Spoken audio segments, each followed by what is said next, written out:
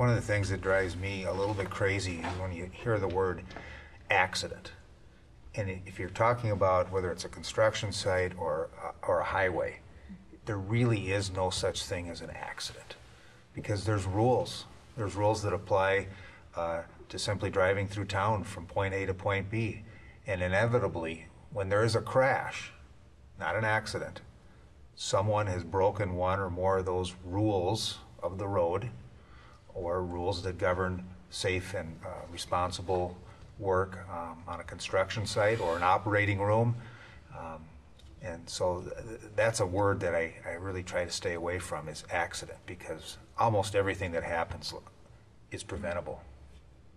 An accident seems to connote that nothing could have been done to have prevented this. And the fact of the matter is just certain decisions were made. Maybe it was inadvertent and no decision was made, but it caused some kind of harm to somebody, and it was preventable.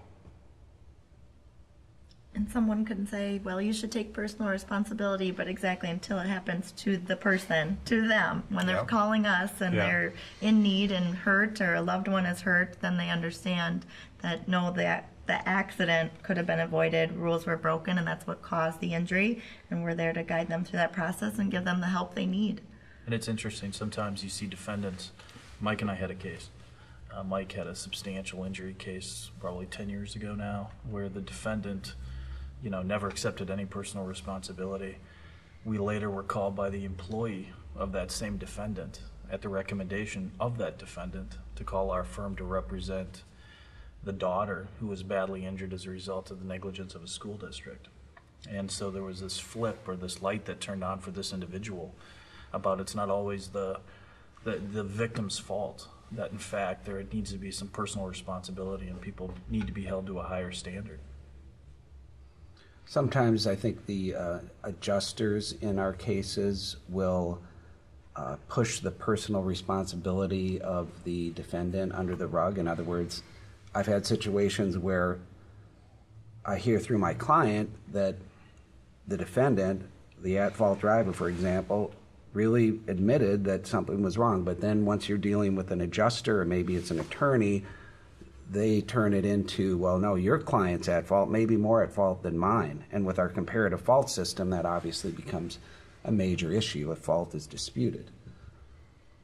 The insurance company has a reason to dispute liability, and the reason is money. It makes it cheaper for them. It's not fair to the person who's hurt. Yeah, I sometimes wonder what those defendants are thinking when they're not involved in the negotiations, but if they were a fly on the wall and they heard what the adjuster would say, they'd probably say, no, that's wrong. I was at fault. Pay this person.